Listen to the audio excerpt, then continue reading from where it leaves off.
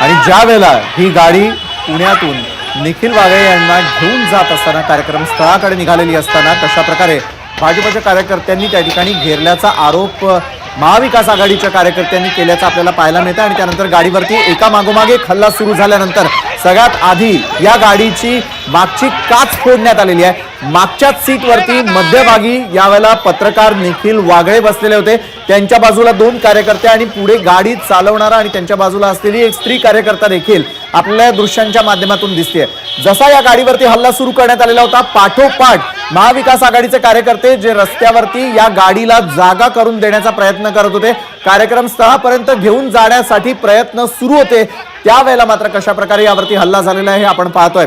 तर दुसरीकडे निखिल वागळे यांनी आपल्या एक्स म्हणजेच ट्विटर हँडल वरती काय लिहिलं होतं ते आपण पाहूयात।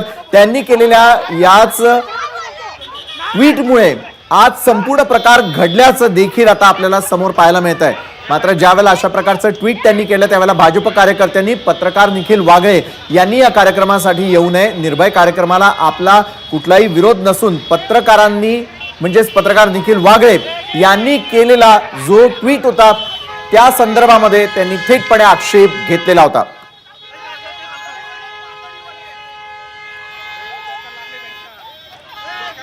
तर यावेळेला पत्रकार निखिल वागळे यांनी यांच्या ट्विटर हँडल वरती नेमकं काय म्हटलेलं होतं ते आपण एका बाजूला पाहतोय। हीच पोस्ट वादग्रस्त ठरली आणि त्यानंतर ज्यावेळेला पत्रकार निखिल वागळे या कार्यक्रमासाठी येणार आहे म्हटल्यानंतर भाजपच्या कार्यकर्त्यांनी सुरुवातीला त्यांच्या उपस्थितीवरती आक्षेप घेतलेला होता आणि त्यानंतर मात्र तरीही आपण या कार्यक्रमाला उपस्थित राहणार असल्याचं त्यांनी म्हटलेलं होतं।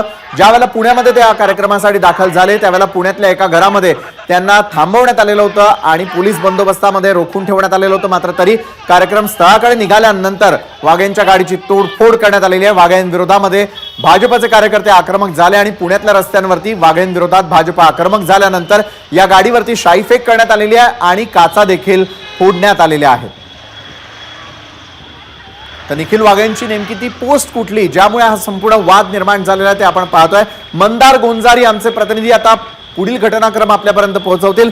मंदार, खरं तर एका बाजूला त्यांनी केलेली पोस्ट आणि पोस्ट नंतर निर्माण झालेला वाद आणि आज झालेली तोडफोड हे सगळं झालेलं असताना मात्र कार्यक्रम स्थळावरती कार्यक्रमाची सुरुवात झालेली आहे। महाविकास आघाडीच्या कार्यकर्त्यांनी थेटपणे पोलिसांवरती आणि भाजपच्या कार्यकर्त्यांवरती आरोप केलेला आहे। मात्र अगदी काही क्षणामध्ये भाजपचेही कार्यकर्ते त्या ठिकाणी दाखल होणार असल्याचं काही क्षणांपूर्वी सांगण्यात आलेलं होतं। या क्षणाचे काय अपडेट आहे? कार्यकर्ते पुन्हा एकमेकांना भिडण्याची शक्यता आहे का? कार्यक्रम स्थळावरती पोलीस बंदोबस्त वाढवलेला आहे का? मंदार,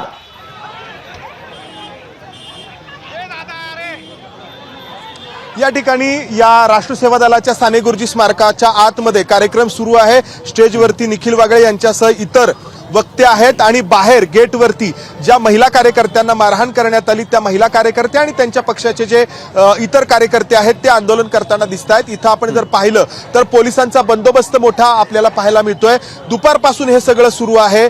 खरं तर पोलिसांनी कार्यक्रमाला परवानगी दिली, ती सशर्त दिली, त्यानंतर पोलिसांची जबाबदारी होती या ठिकाणी कायदा आणि सुव्यवस्थेचा प्रश्न निर्माण होणार नाही याची खबरदारी घेणं। मात्र मोजके अपवाद वगळता वरिष्ठ पोलीस अधिकारी इथून गायब झाल्याचं पाहायला मिळतंय। पोलिसांची संख्या मोठी आहे मात्र या पोलिसांचा उपयोग काय झाला हा या ठिकाणी प्रश्न आहे, कारण परिस्थिती जी चिघळायची होती ती चिघळली। या ठिकाणी आपण जर पाहिलं तर भारतीय जनता पक्षाच्या कार्यकर्त्यांना पोलिसांनी ताब्यात घेतलं, त्यांना इथून ते घेऊन गेले।